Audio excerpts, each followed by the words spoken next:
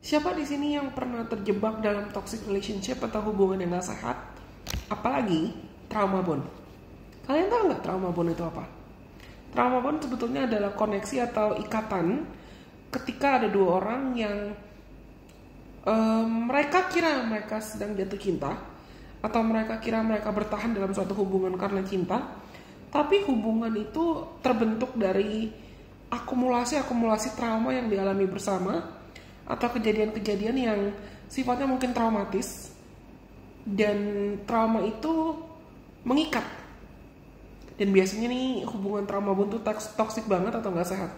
Misal, salah satu atau kedua pihak itu ada yang pernah jadi korban kekerasan, atau mengalami kekerasan fisik, kekerasan verbal, kekerasan emosional, atau kekerasan psikologis, dan itu mengganggu entah itu kondisi kesehatan fisik mereka, mental mereka, emosi mereka, dan bahkan kesehatan psikologis mereka. Dan hubungan trauma bond itu bisa terjadi di banyak hubungan, bukan cuma hubungan romantis, hubungan keluarga, hubungan kerja, hubungan pertemanan. Dan hubungan trauma bond itu tuh akan terasa seperti dua orang berusaha bertahan karena mereka takut atau mereka enggan buat meninggalkan.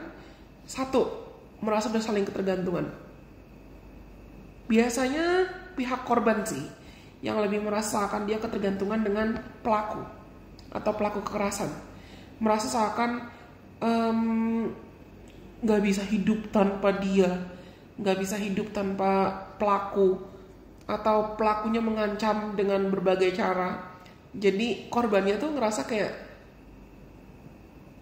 if I don't have them, if I don't be with them, if I don't end up with them, I will not be happy.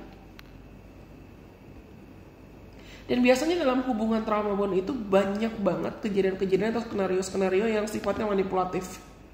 Pelaku biasanya berusaha berulang kali untuk memanipulasi korbannya, terutama secara emosional, supaya dia bisa pegang kontrol atau pegang kendali atas korbannya. Bisa lewat intimidasi, ancaman, degrading atau penghinaan, dilecehkan bahkan. Dan dalam hubungan trauma bond itu siklusnya pasti muter. Ada kekerasan, ada janji-janji mau berubah atau mau ada perbaikan, tapi nggak berubah-berubah. Terus ada lagi kekerasannya, ada janji-janji mau berubah atau tidak, tapi nggak jadi gitu lah. Kayak kekerasan janji, kekerasan janji, kekerasan berusaha perbaiki, tapi keulang lagi siklusnya. Dan biasanya dalam hubungan trauma bond itu minim satu hal, awareness atau kesadaran. Dan korban itu mudah banget terbujuk atau mudah banget terbuai dalam harapan semoga hubungannya bisa membaik, semoga situasinya bisa membaik. Tapi ujungnya membaik gak? Biasanya sih enggak sih. Biasanya orang yang terjebak dalam hubungan yang penuh trauma atau trauma bond ini, mereka bukan hanya gak bisa bertumbuh, gak bisa berkembang, tapi itu akan terasa seperti identitasnya, jiwanya, kedamaiannya direnggut. Dan agar seorang bisa membebaskan diri dari belenggu atau ikatan trauma bond, ada beberapa hal yang bisa dilakukan. Yang pertama, be realistic. Mampukan, kalau kamu ngerasa kamu kenal orang yang mengalami hubungan trauma bond ini, yang sedang berada dalam trauma bond relationship, satu, be realistic. Coba untuk jadi lebih realistis dan sadari kalau hubungan apapun yang penuh dengan kekerasan atau abuse itu jelas sudah gak sehat. Dan kita gak bisa memaksakan orang lain buat berubah. Yang bisa kita rubah itu masih adalah diri kita sendiri pasti. Apa yang gak bisa disembuhin? Karena biasanya pelaku itu minim kesadaran, minim awareness. Kalau kamu mau sembuh ya harus kamu yang menyembuhkan dirimu sendiri, harus kamu yang bertanggung jawab atas dirimu sendiri. Lalu yang kedua, cari dukungan emosional dari orang-orang atau pakar atau profesional, healer, coach, mentor, psikolog, psikiater, dari sahabat kamu yang kamu rasa itu bisa membantu kamu untuk bertumbuh. Mereka bisa memahami kamu, mereka bisa menemani kamu dalam prosesmu. Dan mereka nggak akan menghakimi keinginan serta kebutuhan kamu untuk mengakhiri dan membebaskan diri dari hubungan yang toxic dan hubungan yang trauma bond ini. Dan yang ketiga,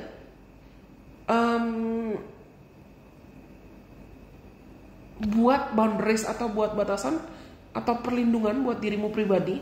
Tetapkan batasan dengan jelas supaya kamu bisa merasa aman dengan dirimu atas otoriter tubuhmu sendiri, bisa merasa aman secara fisik, secara emosional, secara mental. Dan ini bisa mencakup ibaratnya worst case scenario, atau dalam skenario terparah, atau dalam skenario yang paling, sebutlah epic kata skenario yang paling besar, mungkin bisa sampai kamu perlu minta bantuan pengawasan atau bantuan hukum, perlindungan hukum, atau perlindungan lembaga-lembaga terkait. Dan batasi kontak, batasi hubungan. Kalau kamu memang sadar kamu terganggu dan kamu ngerasa nggak nyaman. Next, cari informasi dan pelajari, gali informasi lebih dalam tentang bagaimana proses pulih dan bagaimana cara kamu bisa untuk bebas dari trauma bond, serta apa sebetulnya makna trauma bond yang mendalam. Cari referensi, cari bahan bacaan, cari bahan belajar supaya gimana kamu bisa pulih secara menyeluruh. Dan yang terakhir, jangan takut untuk minta bantuan pakar atau profesional, psikolog, psikiater, coach, healer, mentor, atau siapapun, supaya kamu bisa betul-betul sembuh, bisa betul-betul pulih, dan bisa untuk kembali menjalin hubungan yang lebih sehat dengan orang-orang yang lebih bisa menghargai kamu. Bukan kamu memaksakan diri bertahan dalam hubungan yang toksik atau hubungan yang beracun cuman karena kamu takut sendirian, takut kesepian, atau takut gak ada orang yang bisa sayang sama kamu, atau orang yang bisa terima kamu apa adanya. Proses healing itu butuh waktu.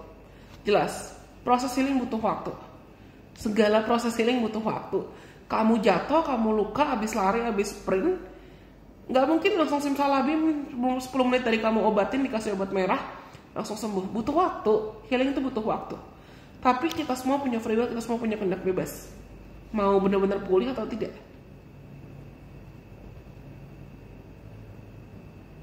Lagi-lagi aku mau mengingatkan buat teman-teman yang mungkin sempat atau pernah atau bahkan masih berada dalam situasi trauma bond, belajarlah untuk bisa memprioritaskan dirimu sendiri, memprioritaskan kesehatan mental kamu, kedamaian kamu, kebahagiaan kamu, dan kesejahteraan kamu.